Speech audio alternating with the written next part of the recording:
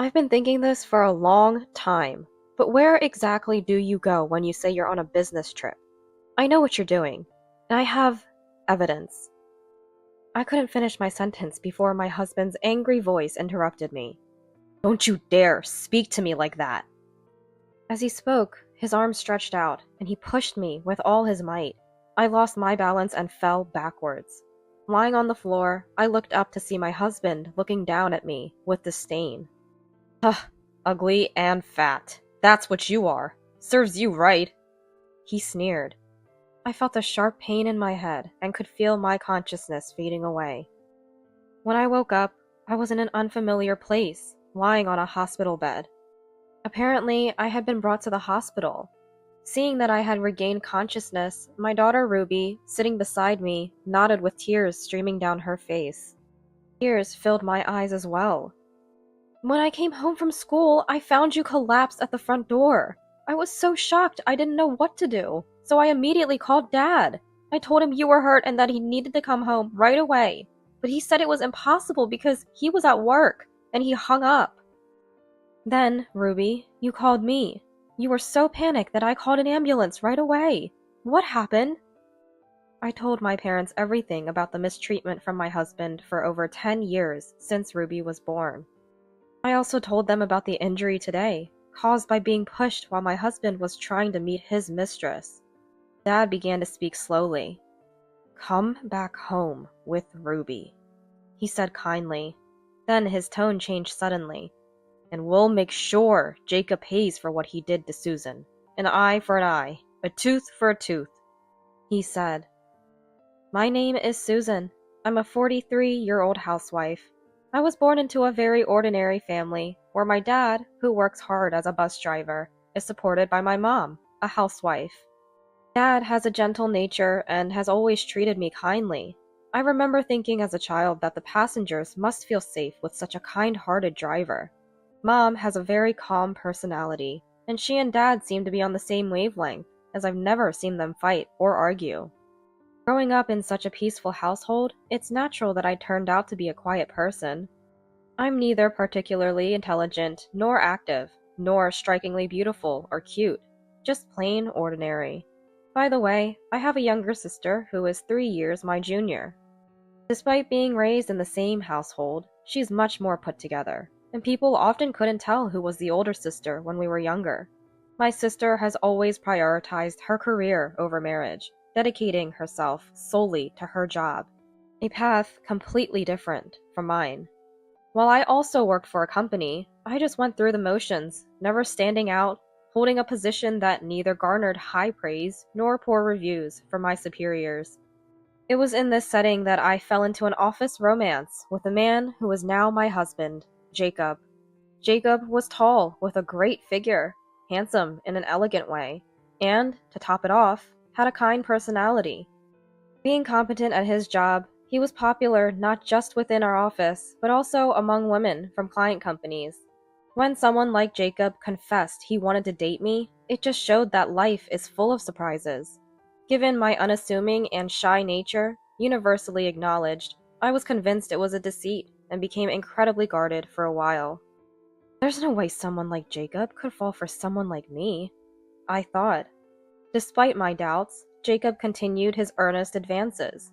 Though I told no one, I secretly harbored feelings for him, making it impossible not to be conscious of his presence. Gradually, I began to welcome his intentions with joy, and with each meeting, my wariness faded. Before I knew it, I had accepted Jacob. Jacob said that kindness mattered more to him than glamour, and he saw an ideal partner in someone like me. Completely swept up in this drama-like development, I fell deeply in love with Jacob, becoming utterly infatuated. Soon after we started dating, we got married. I quit my job to support Jacob as a housewife. Though my sister would likely have continued her career, having seen my mother happily fulfill her role as a housewife, it felt like the natural course for me, and Jacob was pleased with the decision. We were blessed with a child shortly after our marriage, a daughter we named Ruby, following a discussion. With financial help from my parents, we bought our home upon Ruby's birth. In the years following my relationship with Jacob, I felt as if I was at the peak of happiness in my life. Or at least I was supposed to be. I was indeed happy until I came to know my husband's true nature. His behavior started to change shortly after our daughter Ruby was born. He used to call me Susan by my name, but it changed to hey abruptly. I sensed something off with this shift, but dismissed it as not worth fussing over. However, my husband's attitude grew increasingly arrogant, and my discomfort escalated proportionally. Then, a definitive incident occurred. Struggling with my postpartum weight, my husband coldly remarked, "Are you ashamed of that body shape? An ugly body and face? That's the worst, isn't it? Right? Ugly and fat lady?" From that day forward, he would mockingly call me ugly and fat lady at every opportunity, laughing derisively. Before long, my husband's return home began to get later and later. His arrivals at midnight or even early morning became more frequent. One day, I noticed the scent of perfume on his suit, a fragrance clearly worn by a woman, and not one of mine. The moment I realized this, rage filled my mind. My distrust towards my husband only grew by the day, reaching a point where it felt like my grievances could explode at any moment. I can't take it anymore, I thought, utterly drained by my husband's continual arrogance and his habit of coming home late after drinking. One night, I couldn't hold back my emotions any longer and confronted him as he returned home in his usual state. "I'm tired too. Taking care of a child is incredibly hard. Instead of drinking every day, come home earlier and help out. Spend more time with your daughter." I shouted, unable to believe I was raising my voice at someone like this, but the rising anger was uncontrollable. Sitting in the living room, my husband, his face reddening further from the alcohol, stood up and hurled a chair at me. "I'm out drinking for work. Can't you understand that, you ugly and fat lady? Taking care of a child is hard. Work is much harder. It must be nice just being with a child all day. That's why you stay in that ugly shape.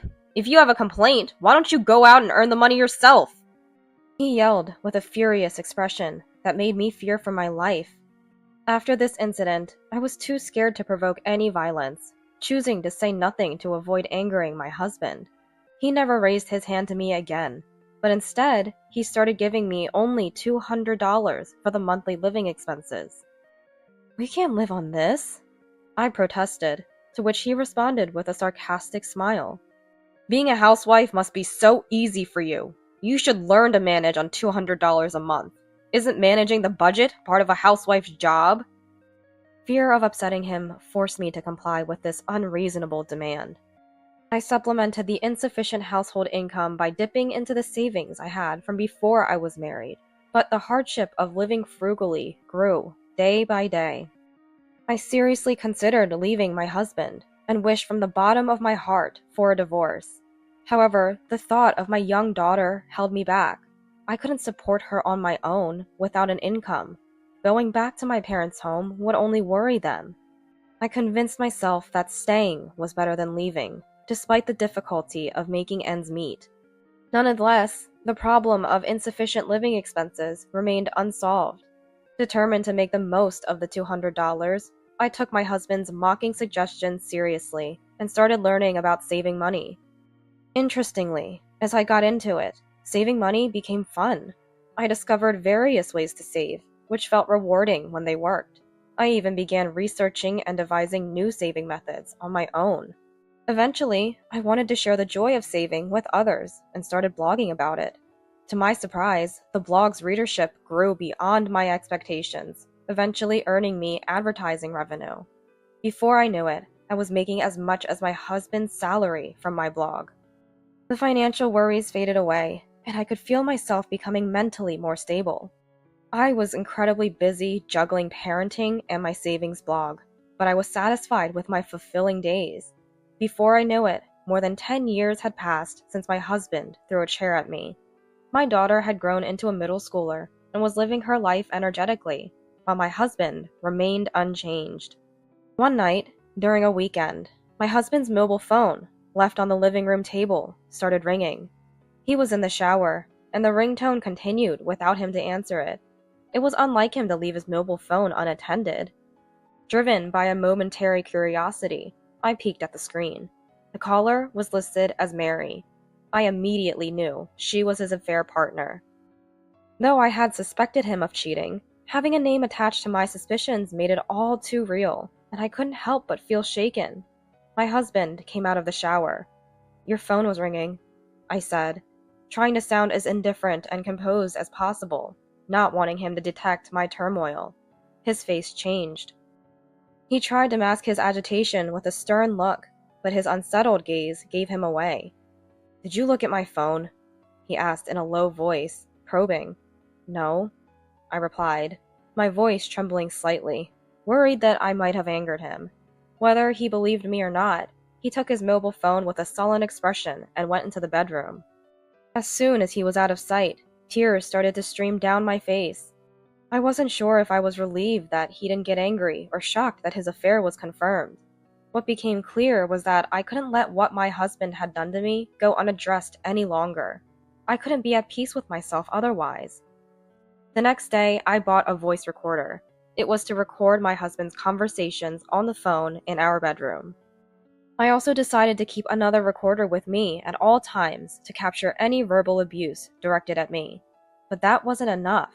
I hired a detective agency to catch my husband in the act of cheating. Unaware of my actions, he was easily caught in compromising photographs. I gathered all this evidence for a divorce.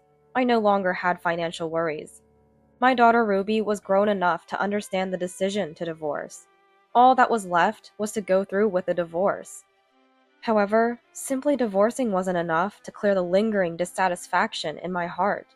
When I brought up divorce, I wanted to make it clear that the fault lay with my husband, and to have him acknowledge and reflect on his actions. That's why I needed solid evidence.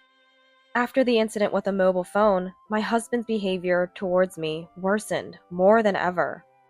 Perhaps feeling confident that I wouldn't confront him about his cheating, he began staying out overnight more frequently.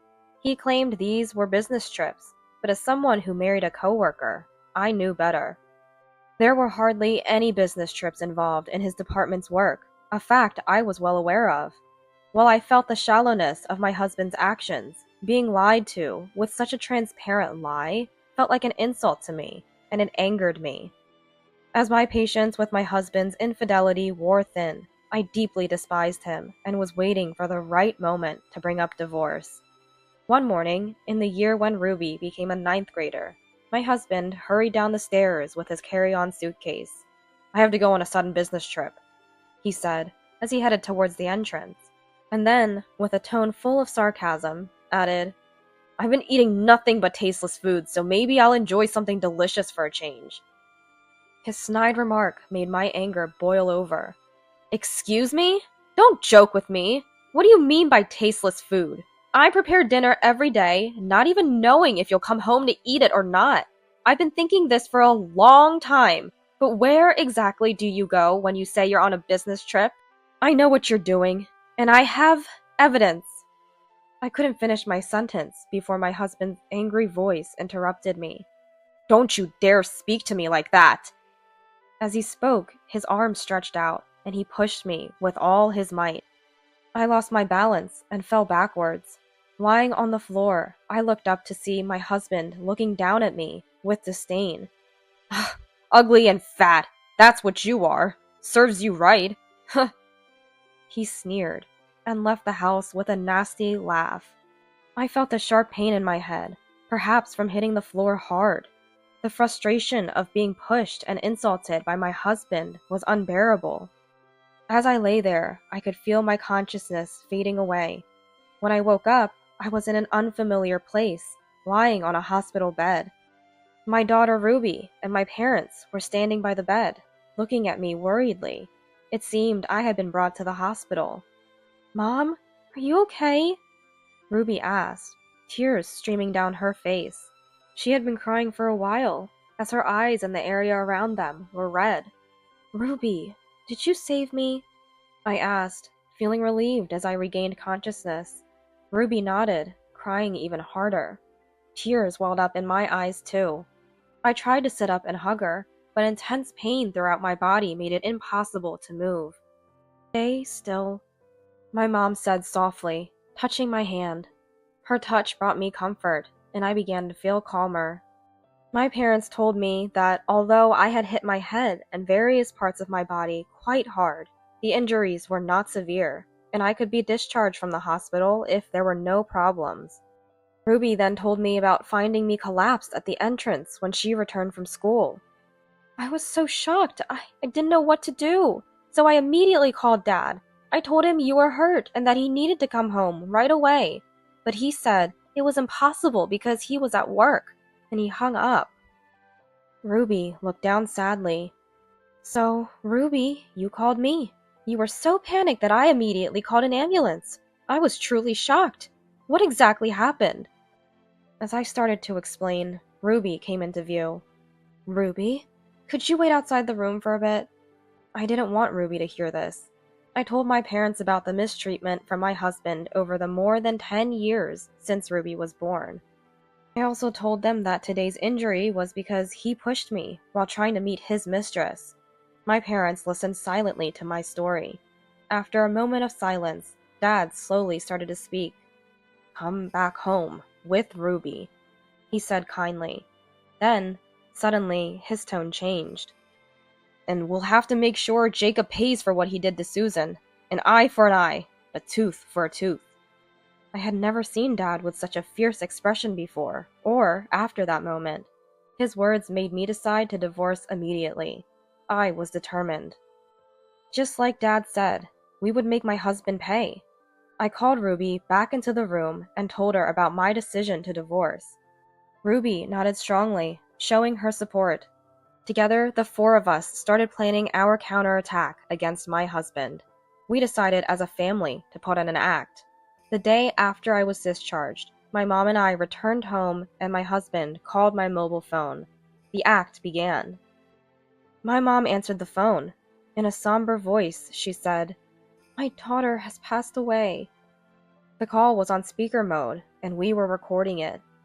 What? My husband gasped upon hearing my mom's words. Ruby has? It seemed like he was confused by the sudden news. What are you talking about? My daughter, your wife, Susan. My mom raised her voice, a masterful performance. What? My husband was clearly shaken, even over the phone. This is the only chance, my mom continued.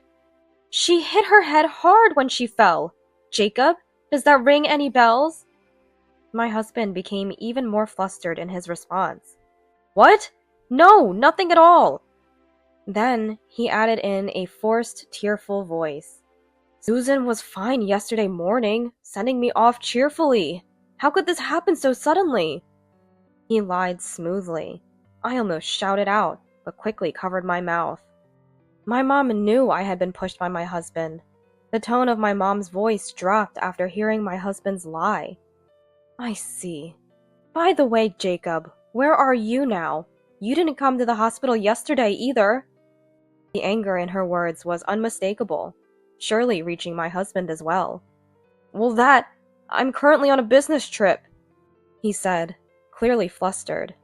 Come home right away. We're bringing our daughter back home. My mom's tone became firmer. I'll have to finish my work first, so it'll take me about half a day to get home. My husband replied, to which my mom pressed on. Just hurry back! After hanging up, we rushed to prepare for the next step in our plan.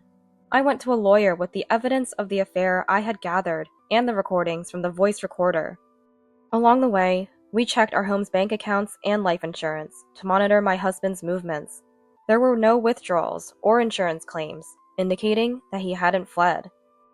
Finally, we sent Ruby to stay with my sister for safety and waited at my parents' house for my husband to return. When he returned home at night, we, who had been fully prepared, were taken aback to see him. Astonishingly, he had brought his mistress with him. Seeing me, both were at a loss for words.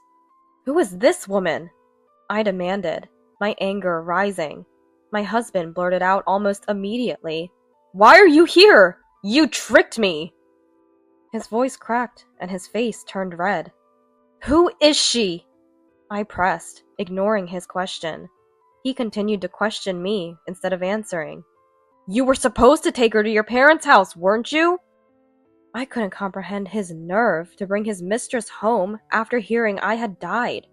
My feelings of blaming my husband intensified. This is my house. It's only natural I come back here. Never mind that. Explain who she is now. I pushed him for answers. No, it's not like that. She's from a client's company. He stammered, still attempting to lie. I laid out several photos of him with his mistress, obtained from the detective agency. I've investigated. This woman, she's in these photos with you, I pointed out. His face went pale.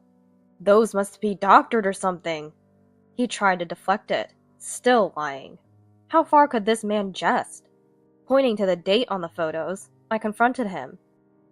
These were taken on the days you said you were on business trips. The detective agency confirmed you were on leave from work. Who's the liar now? Why is the woman in these photos here? Seeing his excuse fall apart was a clear indication that he had no way out. No, it's because she had some business with me. Cutting him off, the mistress introduced herself. I'm Mary. I was under the impression we were in a relationship heading towards marriage. You're Jacob's sister, right? I was told you had passed away, but you're alive? I corrected her. I'm not his sister, I'm his wife. Now it was her turn to be confused. Wife? Jacob told me he was living with his sister. My anger reached a boiling point. I glared at my husband, filled with anger that was evident even to myself. What did you say? As the truth unfolded, my husband began to look frightened, but still, unbelievably, tried to make excuses without offering an apology. There's a reason for this. It's a misunderstanding. When I said we were seeing each other, I meant as a client. I'll explain everything later. My husband tried to explain, but even his mistress seemed to grasp the situation now. Jacob, what is this all about? You lied about your sister dying, and now it turns out she wasn't your sister, but your wife? She confronted him fiercely. I was deceived too, he retorted, trying to deflect his guilt. I calmly stated, the one who was deceived here is me. For years you've been cheating on me, lying about business trips to meet her, and even pushed me to the extent of getting injured. You ignored our daughter's call, shaking with worry, because you were busy at work and didn't even come to the hospital. Then, thinking it would be convenient for you if I were dead, you brought her home. Who do you think was deceived? She looked at my husband with disdain and said, You did all that to your wife? So if we had gotten married, the same could have happened to me. You're the worst. I wouldn't do that because I love Mary. He insisted. As I confronted him for admitting to his affair, he denied it, clearly shaken. Unlike my increasingly agitated husband, I became more composed. This is the worst case scenario, I remarked. My parents, having witnessed everything, looked at him coldly. He had no one on his side. I had no love left for my husband. We're getting a divorce, I declared, pushing him away, and she announced she was leaving him too. To my husband, who looked as if he might collapse, I said, Pushing me and causing injury is a crime in itself, and there's evidence of your affair. I've already started talking to a lawyer, so be prepared. You lied about being single and deceived me. Isn't that marital fraud? I want compensation for my wasted time. She was his mistress, but now we were both deceived by the same man. We felt like comrades in arms. I didn't deceive anyone. I was the one deceived, and Susan's injury was her own fault, not because I pushed her. If you say it's my fault, show me the evidence. He defiantly claimed. I pressed play on the voice recorder, revealing our conversation from the morning he pushed me. This isn't the only evidence. I have recordings of all the verbal abuse you've thrown at me over the years. There's no escaping this. I have proof, too. The WhatsApp messages from when we met at the singles party, where you lied about living with your sister, she added. Realizing there was no way out, my husband lashed out. Shut up, you ugly and fat! If you were gone, I could have gotten the insurance money and married her.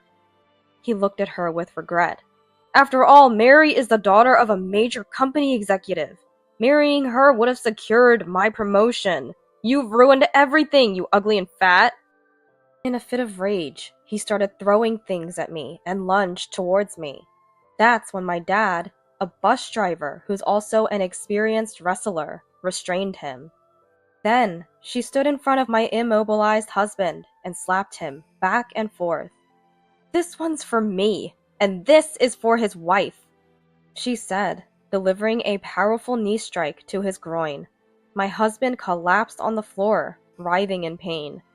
Unfortunately for you, even if I had died, you wouldn't have received any life insurance money because I've made my parents the beneficiaries.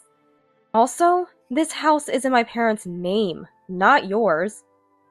He had assumed everything would automatically become his without even knowing these facts. You were only with me because I'm the daughter of an executive. You're truly the lowest. I'm glad we didn't get married. Nothing is going your way. How unfortunate. Now please leave immediately. Struggling, my husband managed to get up and staggered out of the house. Afterward, the divorce was finalized smoothly. With the help of a lawyer, we were able to secure compensation in the divorce proceedings. Once my husband left, I invited my parents over, and we decided to live together as a family of 4, including Ruby. The compensation from the divorce was used for the house's remodeling. A former colleague from my office days informed me about my ex-husband's fate. He was demoted after his affair with Mary, who he lied about being unmarried to, was discovered by the company. Given the nature of his actions, he struggled with relationships at the new location and eventually resigned. Although he received a retirement allowance, it was quickly used up to pay the compensation claimed by me and Mary. Despite being a victim herself, Mary, after understanding the situation, sent me a letter of apology and even compensation for the trouble caused. She later married a genuinely single man. A piece of news that made me genuinely happy, considering her previous ordeal with my ex-husband. Post-divorce, my savings-themed blog gained even more popularity, catching a publisher's eye, leading to a book deal. What started as a means to escape an abusive situation turned into an unexpected career path. I've even started writing a savings column for a lifestyle magazine. Despite being new to this, the reception has been very positive. Ruby seems to understand that her father abandoned us when I was injured and shows no interest in seeing him. She seems much happier now than before the divorce. Lately, I've been receiving messages from my ex-husband, pressing for reconciliation. I've decided to start over from scratch. I believe I've changed a lot from those days. So, how about we live together again? You must be longing for human warmth by now. I believe no one but me, who has been with you for so long, can truly understand you. I'm open to getting back together. If you feel the same, let me know. I'll be waiting anytime. I love you. Such creepy messages have been persistently sent. Due to their persistence, I replied that I would consult a lawyer if he continued to message me, and then blocked him. Does he think clinging to me would lead to reconciliation? He's greatly mistaken. I'm not that forgiving. Isn't it too late for self-reflection now? He should have realized what needed to be changed much earlier. Whenever I come across the phrase, actions have consequences, I'm reminded of him, because I know no one else who fits it so well. Thus, my life, now free from my ex-husband, is fulfilling. I truly feel like I'm enjoying life. Recently, my parents, sister, daughter, and I went on a vacation to a resort area. I planned it to express my gratitude towards my family. I was really happy that we could all enjoy the resort, as I've been busy with housework, childcare, and work. Ruby has expressed a desire to adopt a cat, a sentiment I share. We plan to discuss getting a cat on our next day off, a small yet joyful addition to our daily happiness.